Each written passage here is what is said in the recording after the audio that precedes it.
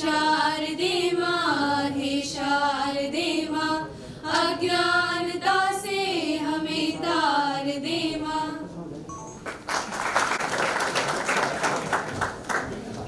आशा करते हैं कि यह प्रज्वलित दीपक हमें निरंतर अज्ञान से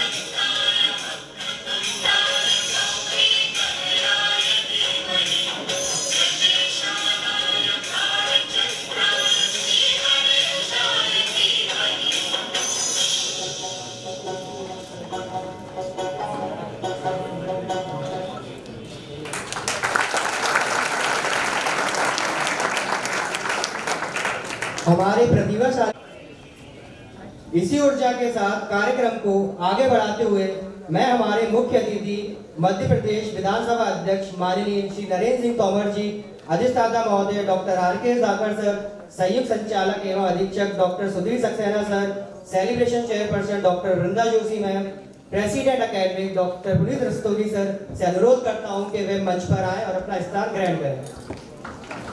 आइए।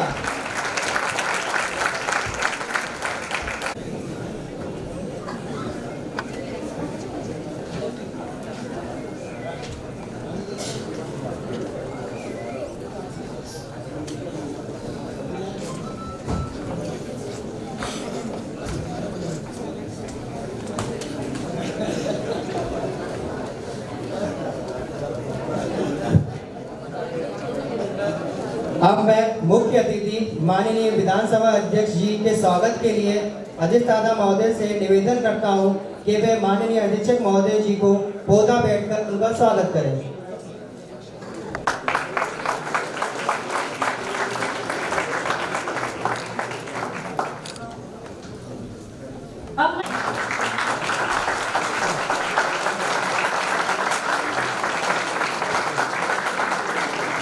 अब मैं संयुक्त संचालक एवं अधिकारी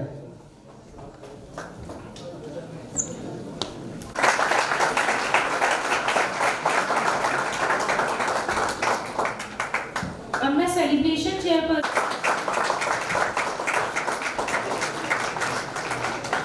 अब मैं प्रेसिडेंट अकेडमिक्स डॉक्टर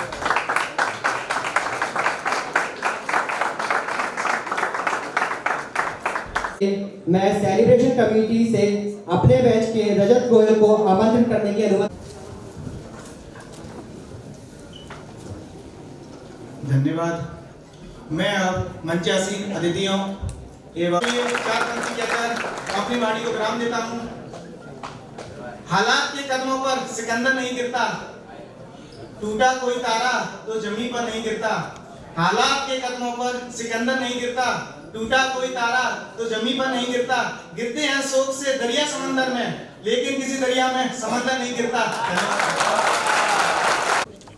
विधानसभा अध्यक्ष हमारे अपने नरेंद्र तोमर जी, मंच पर आसीन हमारे डीन अधिष्ठाता महोदय, हमारे अधीक्षक महोदय एवं पुनीत सर, मेरे सभी साथी शिक्षक शिक्षिकाएं एवं सभी स्टूडेंट्स विद्यार्थी जो निरंतर इस उत्सव 2025 को एक स्मरणीय समय बनाने के लिए कार्यरत है, उन सभी का मैं आज की इस सुंदर ठंडी संध्या में बहुत बहुत स्वागत करती हूँ। हमारे इस महाविद्यालय में प्रवेश करने के पश्चात इस ऑडिटोरियम से जुड़ी हुई सबकी यादें हमेशा हमेशा के लिए रहती हैं।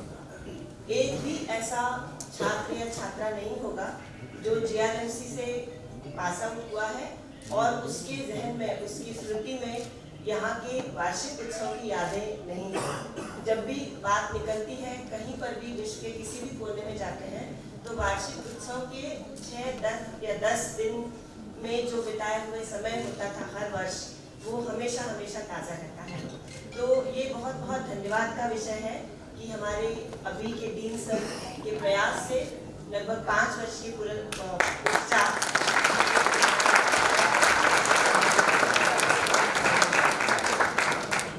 जोश खरोश के साथ संपन्न होने जा रहा है। हमारे सभी विद्यार्थियों, सभी चिकित्सकों, हमारे फैकल्टी, सभी का उत्साह देखते ही बनता है। यद्यपि मुझे सेलिब्रेशन प्रेसिडेंट बनाया गया, लेकिन मैं ये बहुत अपने ईमानदारी से कहना चाहूँगी कि सारा जो आज आप देख रहे हैं यहाँ पर सुंदरता और फनफेयर और आगे भी आने वाले दिनों में जो कार्यक्रम हम देखेंगे, वो सभी हमारे लगभग 12 कमिटीज बने हुए हैं जिनके अपने अपने चेयरपर्सन हैं और उनके साथ मिलकर सभी फैकल्टी अनवरत काम कर रही है। उनकी इच्छा, उनकी स्फूर्ति, उनका उत्साह और उनकी कलात्मकता, उनकी रचनात्मकता, आए दिन नए नए जो आयाम हमारे इस उत्सव 2025 को प्राप्त हो रहे हैं, वो उसके लिए मैं सभी का बहुत बहुत आभार अभी से बता रही हूँ, अभी से दे रही हूँ एवं आप सबको इस उत्सव के आनंद को लेने के लिए ससम्मान आमंत्रित करती हूँ। धन्यवाद। कार्यक्रम को आगे बढ़ाते हुए स्वागत उद्घोषणा के लिए संस्था प्रमुख अधिष्ठाता डॉक्टर RK धाकर सर से अनुरोध करता हूं कि वे आएं और अपने आशीष वचनों से हम सभी को अनुग्रहित करें।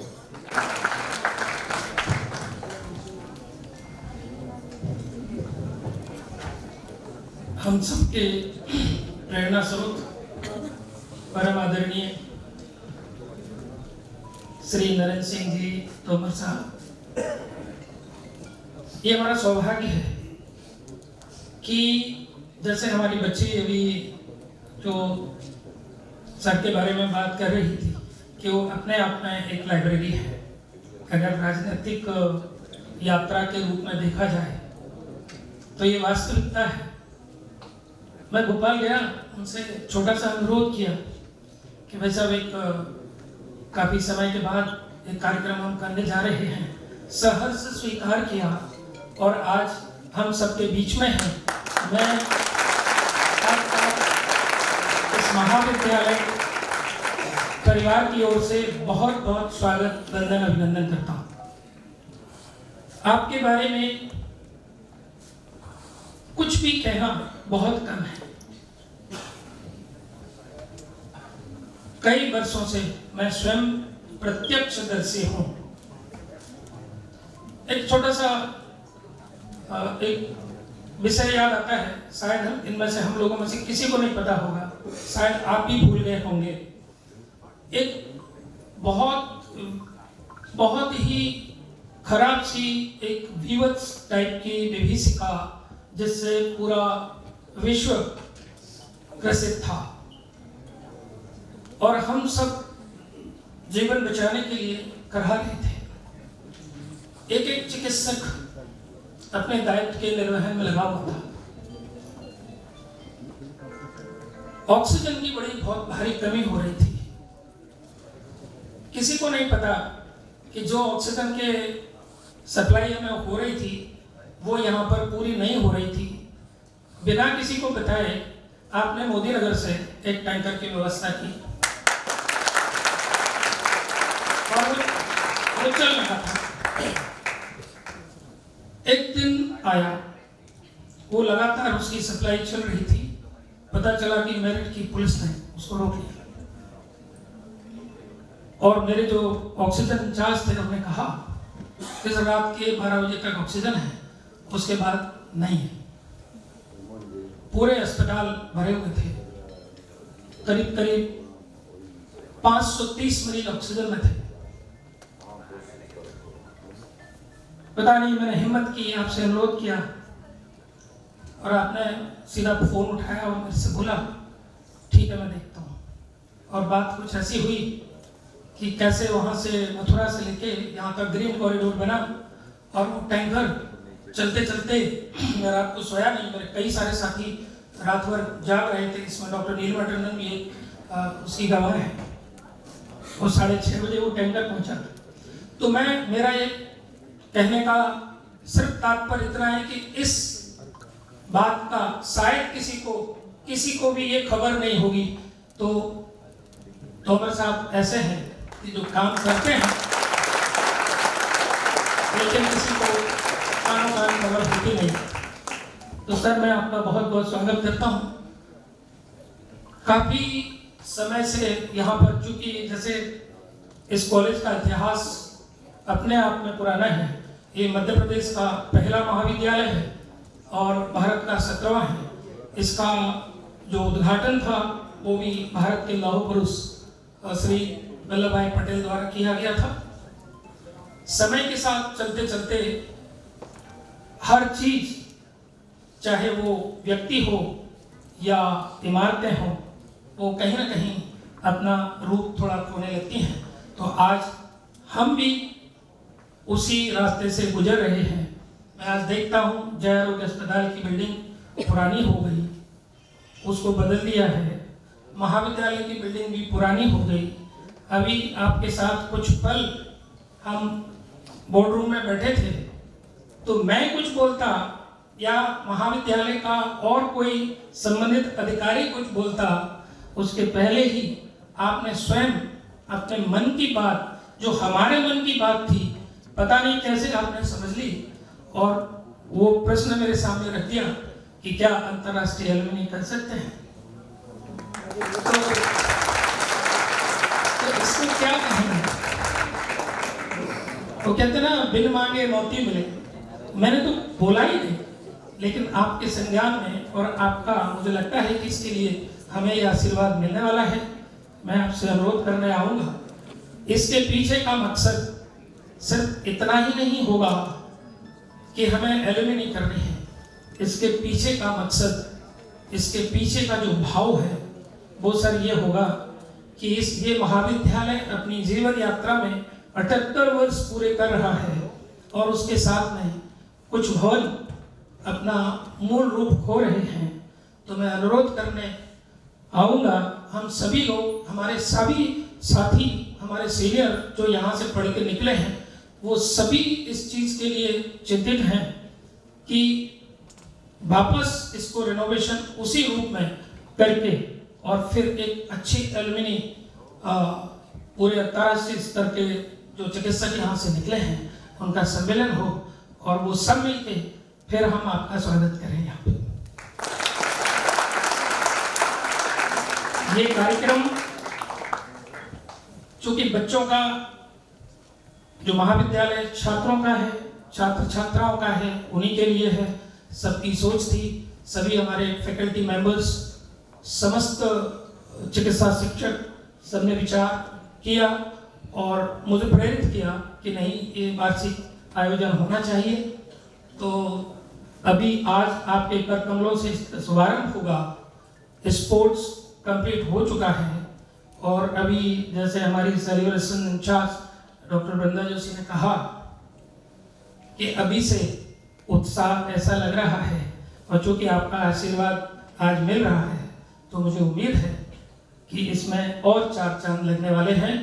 और मैं भी इस महाविद्यालय का केयर टेकर होने के नाते आपके माध्यम से सभी से अनुरोध करूंगा कि आने वाले जो 4-5 दिन हैं उसमें सभी लोग शामिल हों और हमारे बच्चे जो अपनी जो कलात्मकता उनके अंदर है, जो दिखा रहे हैं, चिकित्सा छात्र होने के अलावा उनका जो और टैलेंट है उसका अवलोकन करें। आपका बहुत बहुत धन्यवाद, आभार।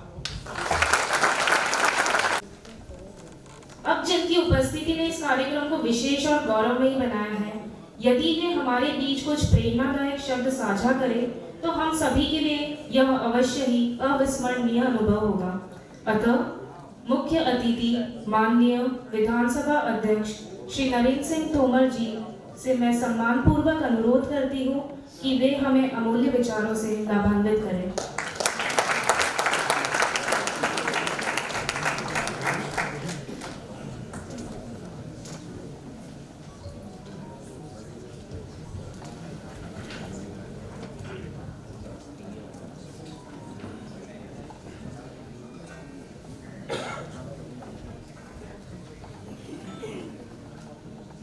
गजरा राजा चिकित्सा महाविद्यालय के वार्षिक उत्सव के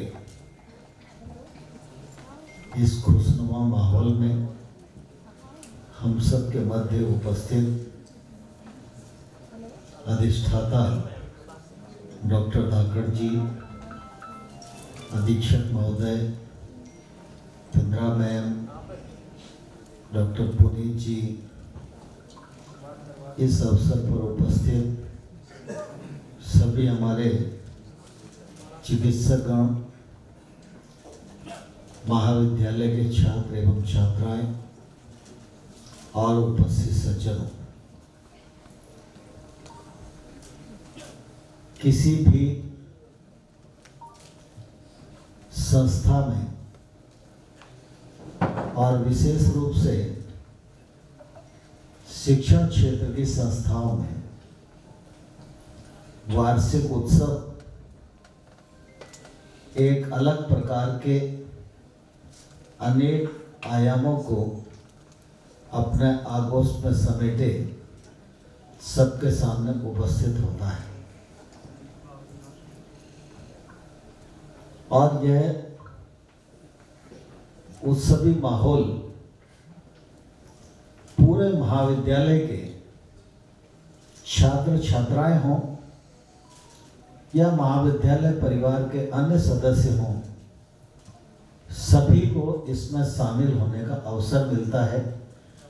सभी इस उत्सव को बहुत उल्लास के साथ मनाते हैं। बीच में कुछ दिन ये परंपरा रुक गई थी, लेकिन डॉक्टर धाकड़ जी ने फिर प्रयास पूर्वक अपनी टीम के साथ इसको प्रारंभ किया और आज शुभारंभ का अवसर है। इसलिए संपूर्ण महाविद्यालय के सभी परिवारजनों को मैं अपनी ओर से बहुत बहुत बधाई देता हूँ, बहुत बहुत शुभकामनाएं देता हूँ।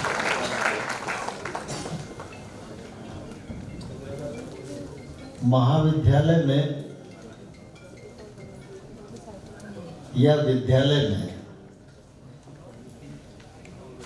कोई कार्यक्रम का आमंत्रण मिले तो मेरी भरसक कोशिश रहती है कि उस कार्यक्रम में मैं जा सकूं।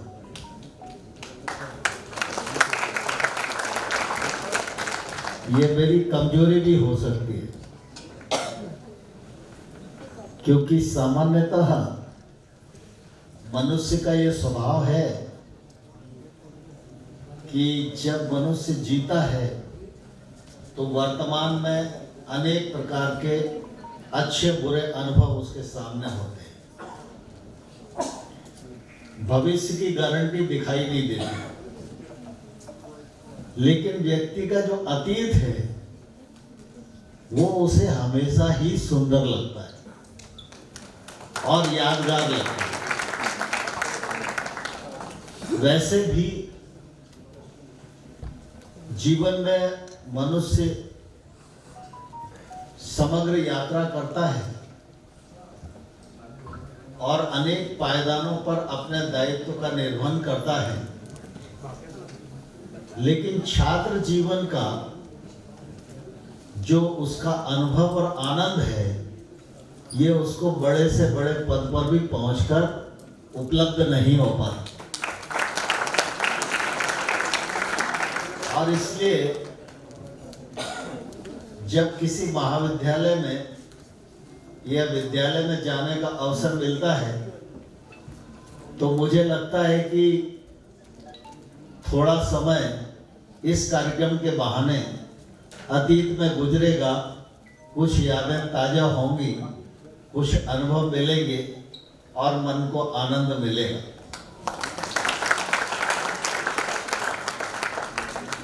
आज तो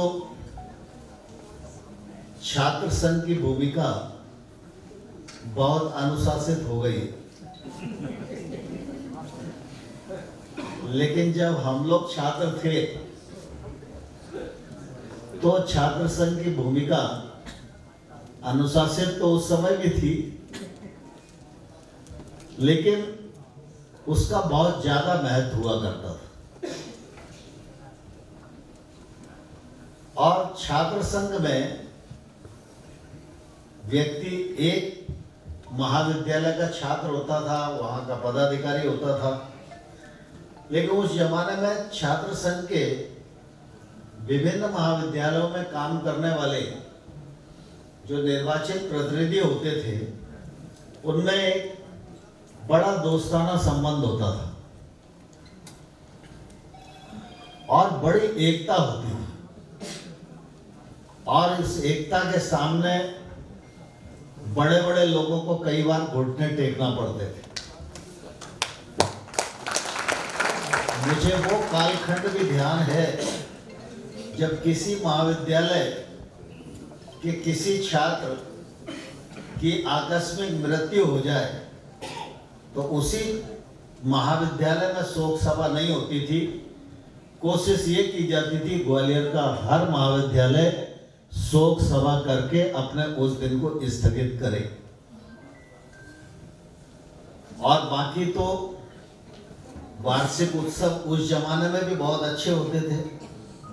जोशी मैम, उदयनिया जी, पुनीत जी, दाकड़ जी, इन सब लोगों को अच्छे से ध्यान होगा। और ये चिकित्सा महाविद्यालय का प्रांगण भी हम लोगों के आमोद प्रमोद का एक तौर से आंगन हुआ करता था। अस्पताल में काम हो तो आना, बाकी अन्य भूमिकाएं हों तो उसमें महाविद्यालय के छात्रों को साथ लेना, और छात्र संघ की भूमिका है तो फिर साथ साथ है ही। तो वो कालखंड था, मैं उसको देखता हूँ और कभी मेडिकल कॉलेज में प्रवेश करता हूँ तो पुरानी यादें निश्चित रूप से तरोताजा हो जाती है। हम सब बहुत ही सौभाग्यशाली हैं कि हमारा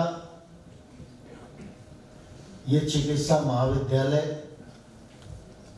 अपनी यात्रा के 75 वर्ष पूर्ण कर चुका है। और ये यात्रा महाविद्यालय की बहुत सफल रही। मैं देश भर का प्रवास करता हूं, बहुत सारे लोग मुझे मिलते हैं, और जब जीआर मेडिकल कॉलेज का कोई डॉक्टर मिल जाता है तो ऐसा लगता है कि अपने परिवार का सदस्य मिल गया।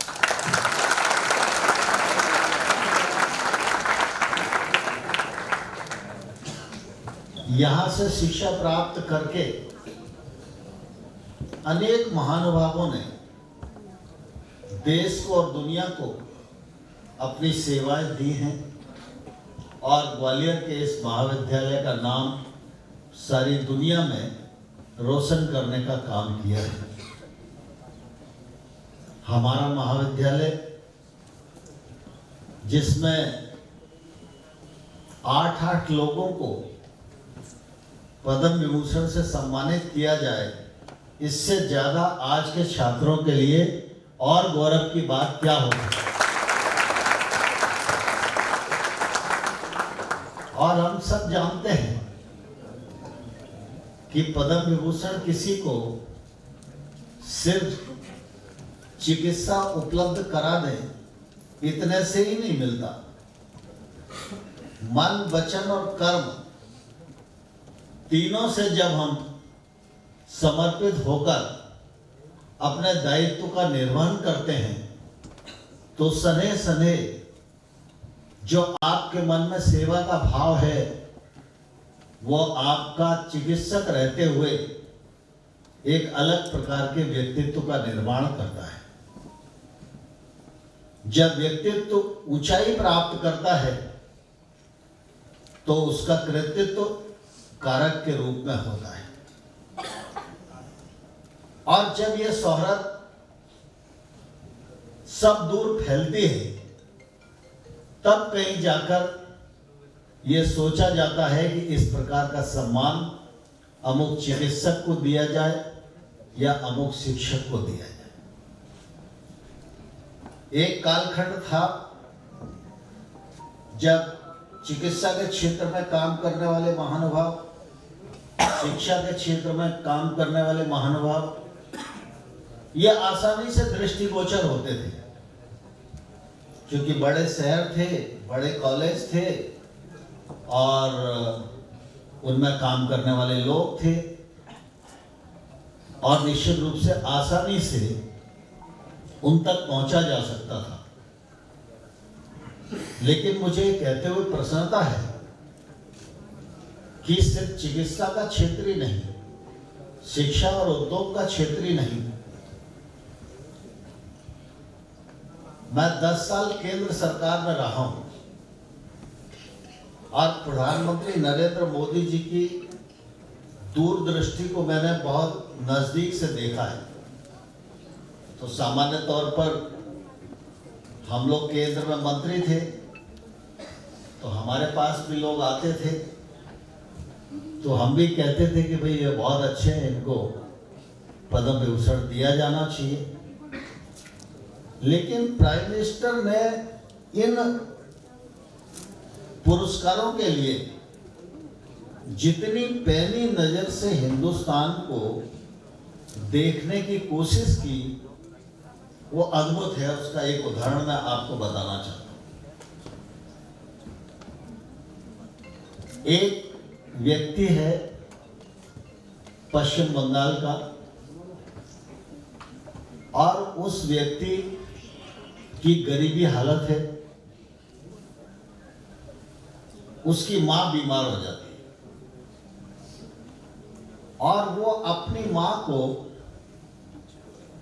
किसी ऑटो से अस्पताल नहीं ले जा पाता और विलंब होने के कारण उसकी मां की मृत्यु हो जाती है। तो वो मुस्लिम लड़का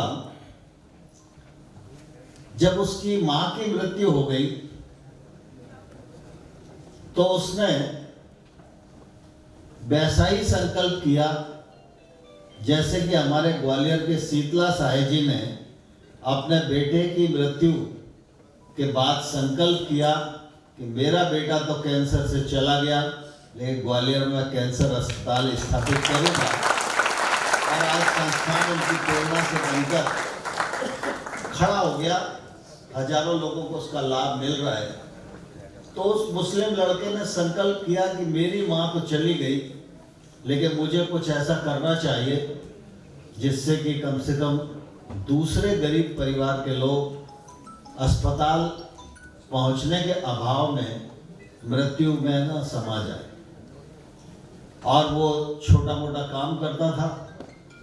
उसने मोटरसाइकिल खरीदी और मोटरसाइकिल को उसने इस हिसाब से अस्थि पंजर अगल बगल बनाए जिससे कि यदि कोई तीसरा व्यक्ति भी ना हो तो मैं पेशेंट को पीछे बिठालकर और उसको हॉस्पिटल तक ले जा सकूं।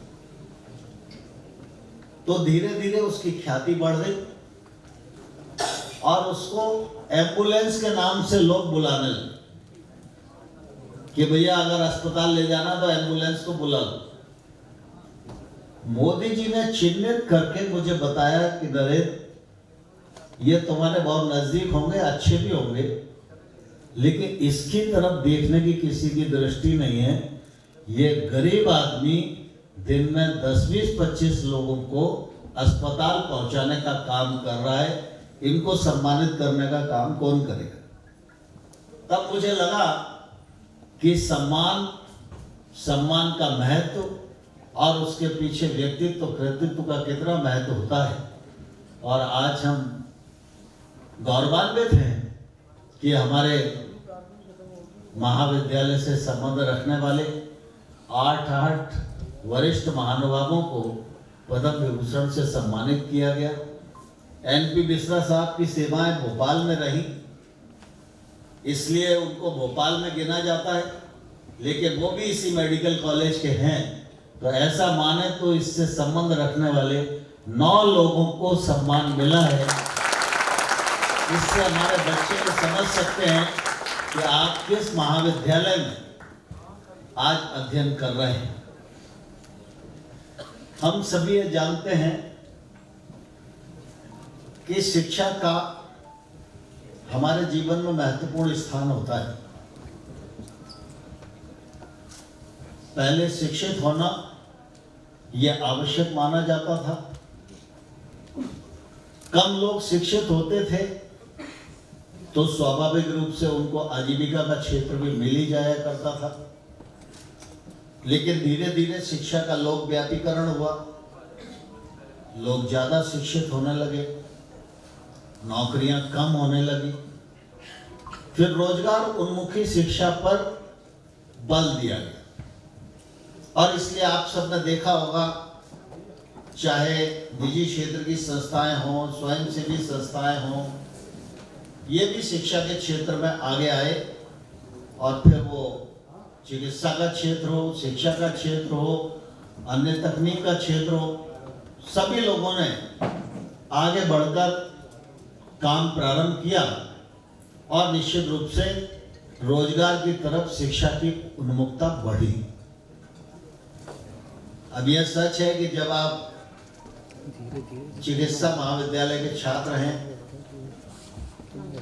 MBBS कर रहे हैं, बड़ी परेशानी उठाकर आपके परिवार के लोग आपके पढ़ने की व्यवस्था कर रहे हैं, स्वाभाविक रूप से आपके मन में ये आता ही होगा कि जितना खर्च शिक्षा पर हो रहा है, जल्दी जल्दी हम डॉक्टर बन जाएं और इस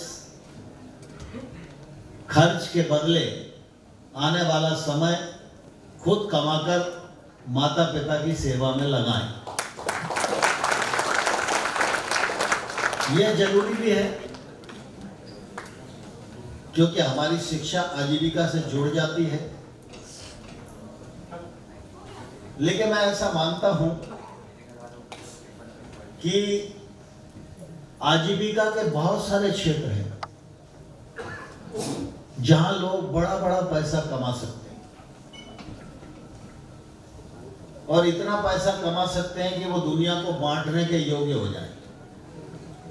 लेकिन उन क्षेत्रों में पैसा तो कमाया जा सकता है, लेकिन यश नहीं कमाया जा सकता, श्रद्धा नहीं कमाई जा सकती।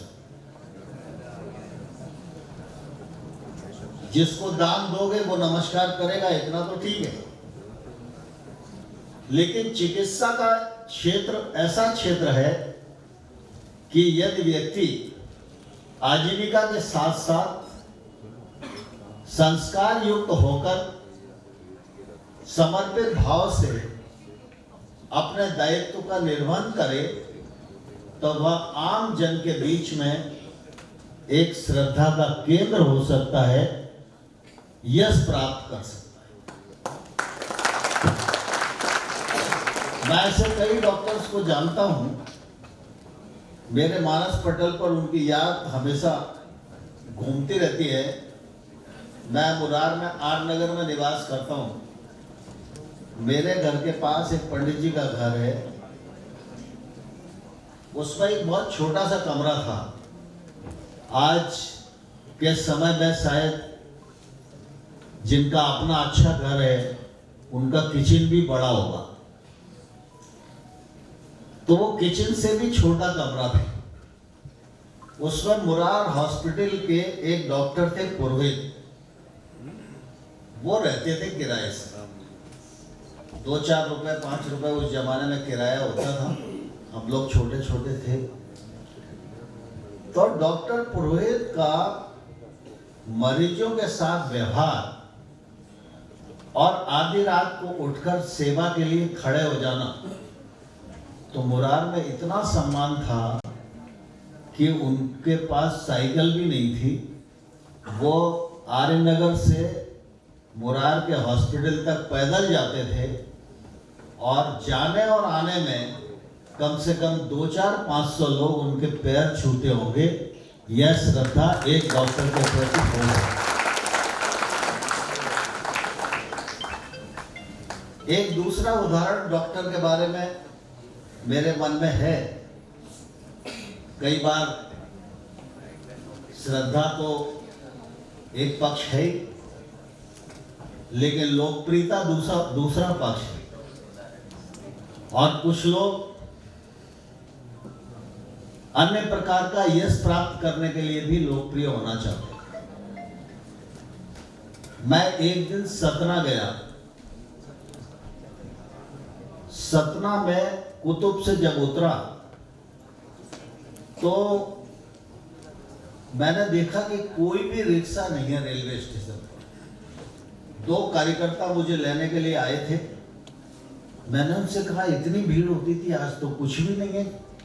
कोई रिक्शा नहीं दिख रहा, कोई जूते पॉलिश करने वाला नहीं दिख रहा, कोई चाय की दुकान नहीं दिख रही। तो उन्होंने मुझे कहा कि भाई साहब ये इसलिए है कि आज सतना बंद है। तो मैंने कहा इतना बंद? तो उन्होंने कहा कि हमारे यहाँ एक डॉक्टर यादव है और वो बच्चों के डॉक्टर हैं, बहुत ही दरियादिल इंसान हैं। उनका सरकार ने ट्रांसफर कर दिया है और सारी पार्टियों ने मिलकर 3 दिन का कॉल दिया है कि सतना बंद रहेगा और अगर 3 दिन में ट्रांसफर कैंसिल नहीं हुआ तो अगला कदम उठाने के लिए हमको मजबूर होना पड़ेगा।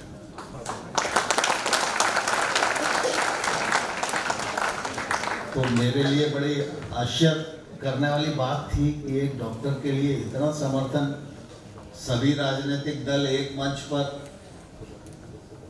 तो हम लोग शाम को अपना पार्टी की बैठक करके मैंने कहा उन डॉक्टर साहब से मेरे को भी मिलवाओ जाने से पहले। तो मैं उनको मिलने के लिए गया, चाय वाय पी इनके यहाँ, अच्छे भले आदमी थे।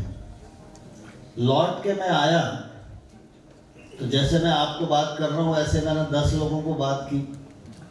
तो अपनी पार्टी में भी उसके 1-1.5 महीना बाद निर्वाचन होने वाला था नगरीय संस्थाओं का। तो मैंने पार्टी में सुझाव दिया कि डॉक्टर यादव को महापौर का टिकट दे दो। तो डॉक्टर यादव सतना से एकदम जीत जाएंगे। तो मेरी आयु उस समय कम थी, तो बड़े नेता थे, तो उन्होंने ऐसे ही उपवास में लिया। अरे ऐसे कहीं होता है क्या? अरे मैंने कहा आप थोड़ा पता तो करके देखो।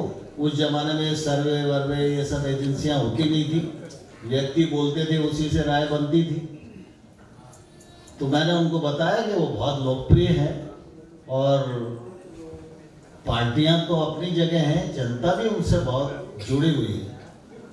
तो खैर बहरहाल मेरी बात को पार्टी ने गंभीरता से लिया नहीं और उनको टिकट मिला नहीं।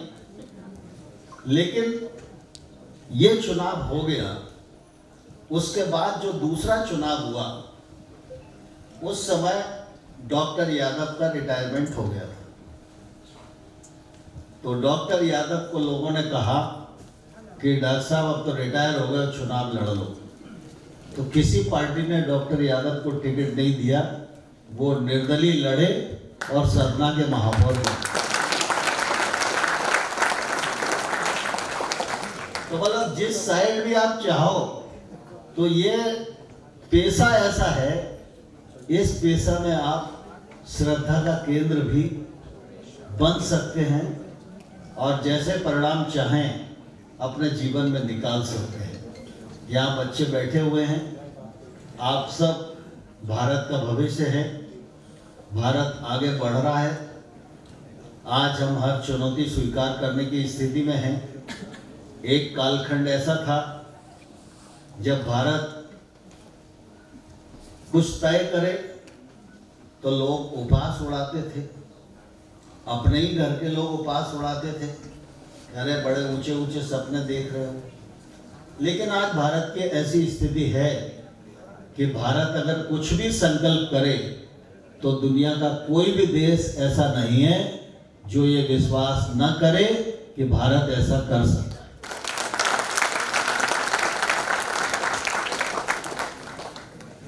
आने वाला कल शायद हम लोगों में से कोई साक्षी बन पाएगा नहीं बन पाएगा, लेकिन मुझे ये पूरा विश्वास है कि मेरे सामने जितने विद्यार्थी बैठे हैं, आप सब लोग आज़ादी के 100 वर्ष 2047 में पूरे होंगे तो उस शताब्दी को आप लोग अपनी आंखों से देखेंगे। आज भारत महान भारत बनने की ओर अग्रसर है। 2047 में भारत विकसित भारत बने, इसके लिए योजना देश में प्रारंभ हो गई है।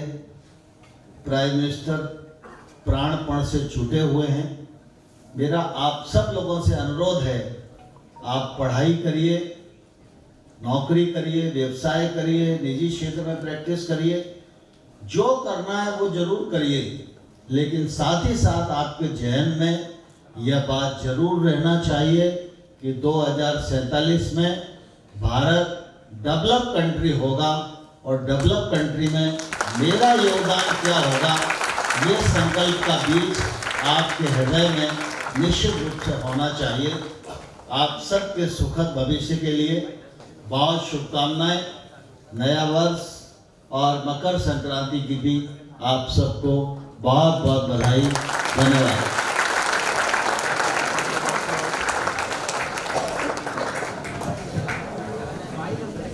धन्यवाद सर आपका। आपके प्रेरणादायी शब्दों से अवश्य ही संपूर्ण सभागार लाभान्वित होगा। हर एक कदम में एक कहानी है, हर एक चेहरे पर एक मुस्कान है। हम सब मिलकर इसे संजोएंगे। ये महोत्सव हमारा गर्व, हमारा सम्मान है। बिना किसी विलंब के मैं मंचासीन अतिथियों से अनुरोध करूंगा कि वे वार्षिक महोत्सव उत्सव द मेगा फेस्ट 2025 के शेड्यूल को अनरैप कर शुभारंभ करें।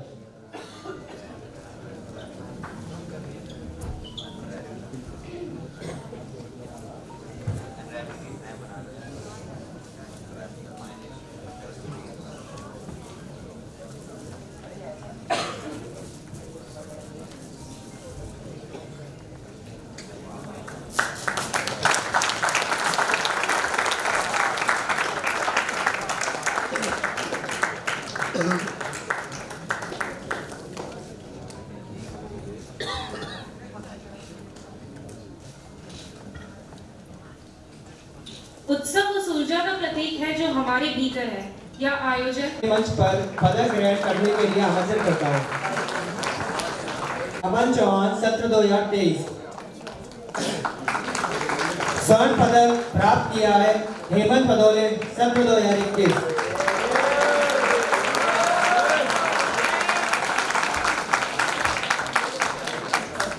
महिला वर्ग में 100 मीटर की दौड़ में कांस्य पदक प्राप्त।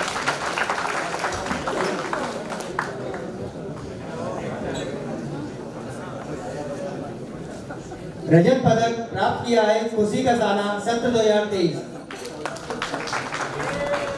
स्वर्ण पदक प्राप्त किया है आर्या सिंह, सत्र 2023।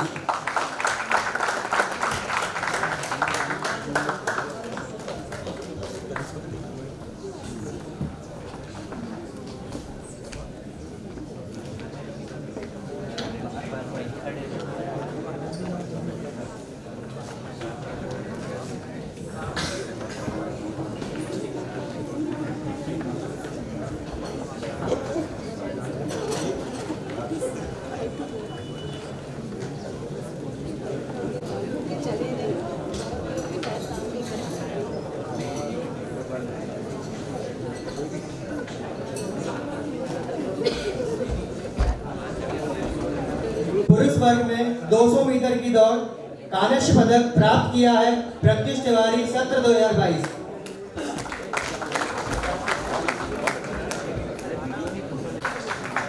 स्वर्ण पदक प्राप्त किया है हेमंत पदोले, सत्र 2021।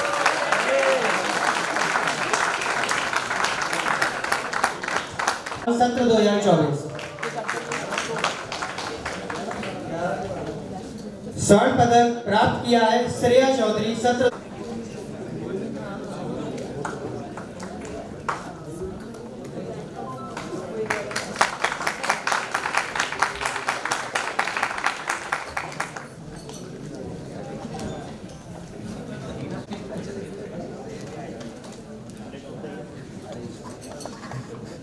इस वर्ष के महाविद्यालय के एथलीट ऑफ द ईयर पुरुष वर्ग में है हेमंत भदौले सत्र 2021। मैं उन्हें मंच पर एथलीट ऑफ द ईयर पुरस्कार ग्रहण करने हेतु आमंत्रित करता हूँ। एथलीट ऑफ द ईयर महिला वर्ग में आर्या सिंह सत्र 2023।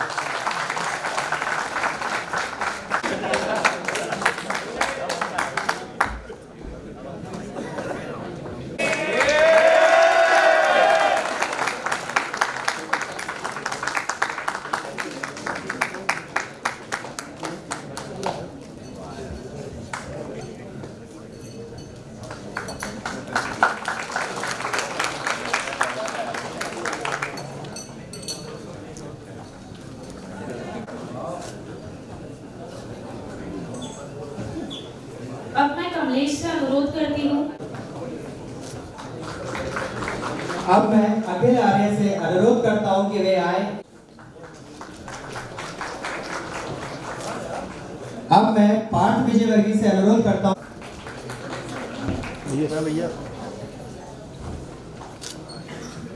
अब मैं दिलांशी असावा से अनुरोध करती हूँ कि वो आए।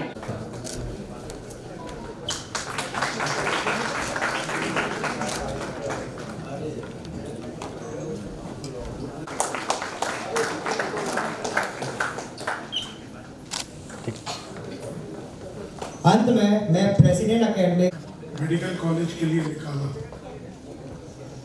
आप लोगों को जो प्रेरणादायक और ओजस्वी भाषण दिया, आप सब लोग बहुत ही लकी हैं कि आपको ये सब प्रेरणादायक भाषण सुनने को मिला। हम लोगों के टाइम में जब चीफ गेस्ट आया करते थे तो आधे तो बेचारे थरथरा के कांप पे बैठे रहते थे, क्योंकि डीन, सुपरिटेंडेंट और जब सीनियर टीचर्स होते थे तो आधे लड़के मुंडी झुकाई हम लोग बैठे रहते थे। दूसरा, इतना प्रेरणादायक भाषण सुनने के बाद और 2047 तक आप लोगों को ये शपथ लेनी चाहिए स्टूडेंट्स को कि आप एक विकसित भारत की तरफ अग्रसर भारत देश को करेंगे। इस GRMC पे माननीय का पिछले 30 साल से, जब तक मैं इस संस्था से जुड़ा हुआ हूँ, हरदम आशीर्वाद प्राप्त है। और ये जान के आपको आश्चर्य होगा कि बस आप एक बार उनको काम बता दीजिए, वो कैसे काम करा देते हैं किसी को मालूम ही नहीं। आपका काम हो जाएगा। और इस विद्यालय के अनेकों एग्जाम्पल हैं, उसमें से एक डॉक्टर धाकड़ ने एक एग्जाम्पल दिया। तो वोट ऑफ थैंक्स करने के लिए इतने सारे वोट हैं कि अगर उन्हें इकट्ठा करा जाए तो ये GRMC भर जाएगा। दूसरा, जैसे हमारे धाकड़ साहब डीन हैं, नाम भी धाकड़ और काम भी धाकड़ करते हैं। 5 साल बाद ये देखिए हिम्मत करके उन्होंने वार्षिक उत्सव मनाया, और ये वार्षिक उत्सव में सहभागी सुपरिटेंडेंट। दूसरा, वृंदा जोशी बहुत ही लगन और धैर्य पूर्वक जिस तरह उन्होंने चेयरमैन सेलिब्रेशन का कारोबार संभाला और धीरे धीरे इस फंक्शन को ऑर्गेनाइज किया, वो एक थैंक्स के पात्र हैं। उसके अलावा जो 12 हमारे क्लिनिकल इंचार्ज हैं, जो कि मौन रह के स्टूडेंट्स को बार बार इकट्ठा करते हैं और उनको प्रेरणा देते हैं और डेली टीचिंग देते हैं कि आप लोग किस तरह काम करें। इसके बाद छात्र और छात्राएं जो इसमें इन्वॉल्व हैं, मैंने देखा है कि आप लोग कंप्यूटर युग के वाकई में बच्चे हैं। जिस रफ्तार से आपने पिछले 10 दिन में काम किया है, जिस रफ्तार से आपने फैन फेयर का किया है, और जो नए नए इवेंट्स हम लाए हैं जो हमारे टाइम में नहीं होते थे, या कि शार्क टैंक लाए हैं, मेडिक्विज लाए हैं, जो नई चीज होगी आप एंजॉय करेंगे, उसके लिए भी मैं आपको वोट ऑफ थैंक्स देना चाहता हूँ। और जो सोशल मीडिया और मीडिया के लोग हैं जो कि हरदम जीआरएमसी को ऊपर उठाए रखते हैं, उनको भी धन्यवाद दूंगा। सारे चिकित्सक जो इस समय उपस्थित हैं, नॉन चिकित्सक और वर्ग के लोग जो उपस्थित हैं और जिन्होंने इस कार्यक्रम को आगे बढ़ाने में मदद की है, उनको भी मैं वोट ऑफ थैंक्स दूंगा। अगर त्रुटि से कोई वोट ऑफ थैंक्स के लिए रह गया है तो मैं उसके लिए माफी चाहूंगा। एक आपसे अनुरोध है कि आप अपनी सीट पर बैठे रहे, जब तक माननीय ना निकल जाए प्लीज आप हुड़दंगा ना करें। और मैं माननीय से रिक्वेस्ट करूंगा सेलिब्रेशन और इंचार्ज से प्लीज आके माननीय को एस्कॉर्ट करें और फन फेयर इनॉग्रेशन के लिए चलें। Thank you.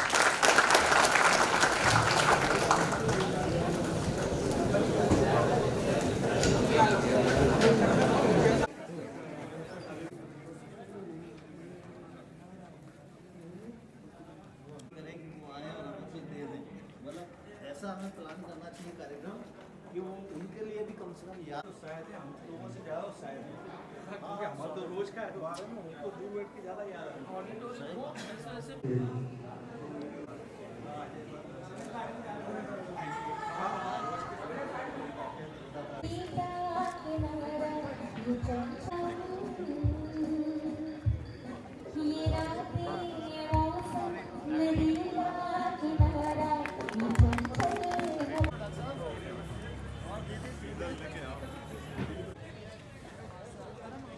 पीछाओ पीछाओ पीछाओ प्रस्तुत किए गए खाने और खेलों से मन को धोने के लिए तैयार हो जाइए। फनफेयर की रौनक में खो गए हैं हम, डेजर्ट्स की मिठास और हर एक खाने का स्वाद।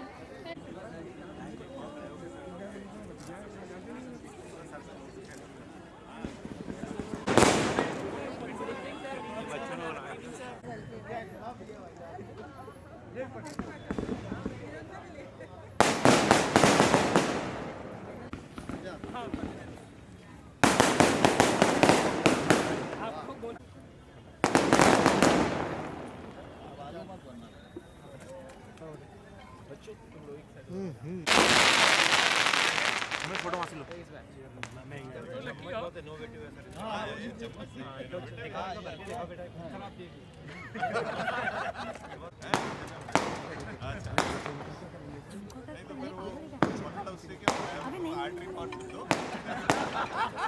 भैया पीछाओ भैया भैया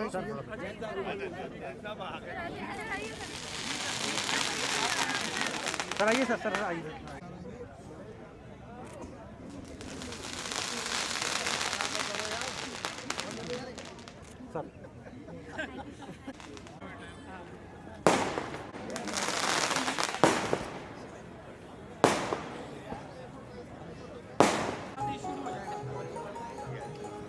की बात है कि आज हमारे बीच माननीय श्री जॉइंट सेक्रेटरी ऋषि पाठक से निवेदन करूंगी कि वे स्टेज पे आके सर को बुके भेंट करें।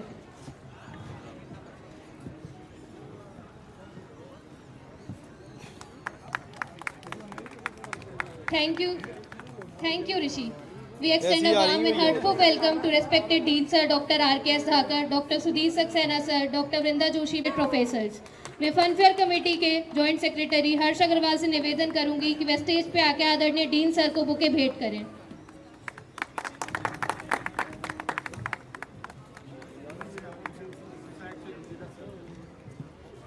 तोमर विधानसभा अध्यक्ष से विनम्र निवेदन करूंगी कि विद्यार्थियों के बीच अपने शब्दों से ऊर्जा की धारा प्रवाह करें। Sir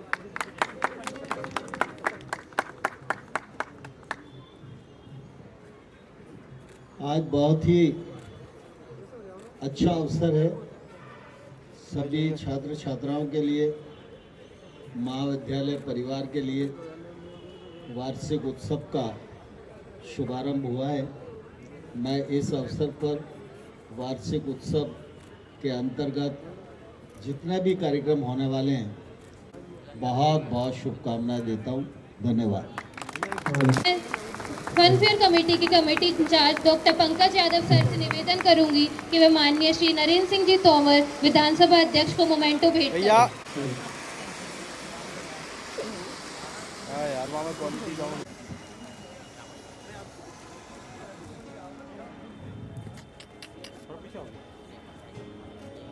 Thank you so much, sir.